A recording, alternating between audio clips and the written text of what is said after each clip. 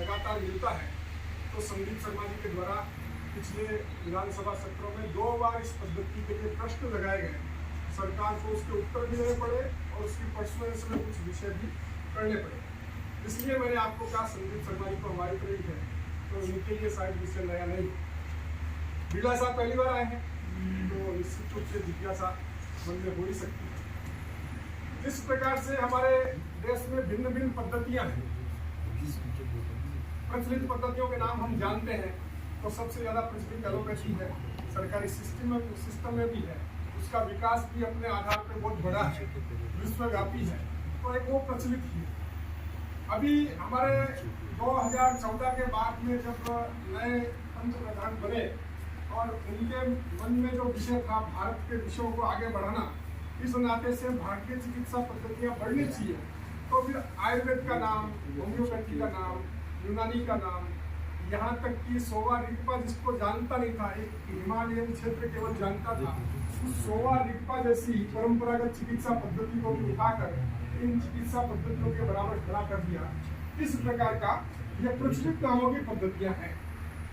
Electropathy या electro homeopathy बहुत प्रचलित तो नहीं, और उसका कारण यही है, ये पद्धति आज से 150 वर्ष पहले इटली में आई, और इटली में काउंसिलर मेट ने जब इसका इन्वेंशन किया तो उनके कहते हैं उनके जीवन काल में ये दुनिया में जाने लगी, भारत में भी उनके जीवन काल में ही आ गई, और लगभग 100 वर्षों से भारत के अंदर ये विकसित हो रही है, बढ़ रही है। आजादी के बाद में इसका ज्यादा प्रभाव उत्तर प्रदेश और इधर के क्षेत्रों में विकास का रहा, लेकिन अपने राजस्थान में देखें तो सन और 70-75 के आसपास अपने राजस्थान में इसके जानने वाले, इसको समझने वाले कुछ लोग खड़े हो गए, और 80 दशक पूरा होते होते राजस्थान में बड़ी संख्या में लोग इसमें काम करने के लिए आ चुके थे। पूर्णतः हर्बल चिकित्सा पद्धति है, कोई प्रकार का केमिकल, एनिमल, कोई प्रकार का मेटल इसके अंदर यूज नहीं होता। तो मैं अनेक बार बोलता हूँ कि दुनिया में कहा जाए कि पूर्णतः हर्बल चिकित्सा पद्धति है, तो 100% हर्बल है, ऐसी कोई चिकित्सा पद्धति बताइए, तो आयुर्वेद का नाम आ जाता है, होम्योपैथी का आ जाता है, सोवा रिगपा आता है, यूनानी का भी नाम आ जाता है।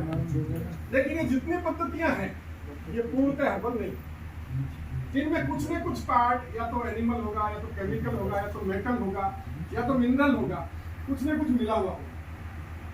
दुनिया की एकमात्र ये पद्धति है जो 100% हर्बल है। प्लांट एक्सट्रैक्ट के अलावा इस पद्धति के अंदर किसी भी चीज का दूसरा उपयोग नहीं हुआ, इसलिए हम इसको दावे से कहते हैं ये हानि रहित है।